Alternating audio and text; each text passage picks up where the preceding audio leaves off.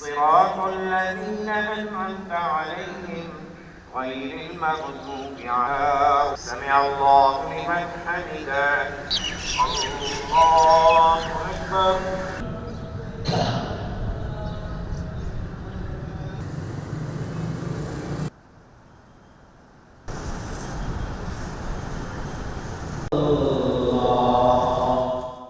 बहुत नर्वस हूँ, लेकिन इससे बेहतर ये है कि जो एहतियात है, जैसे आपने अभी इस तरह देखा, जिस तरह हम लोगों ने नमाज़ जो पढ़ी है, जो हमने नमाज़ प्रेयर अदा की है, तो सोशल डिस्टेंस मिनिमम 2 और 3 फीट्स का फासला हमने छोड़ा हुआ है, उसमें 2-3 फुट का फासला छोड़ा हुआ है।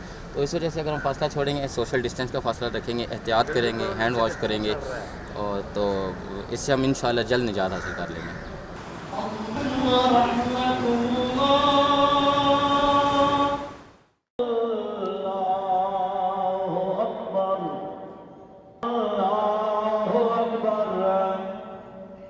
Allah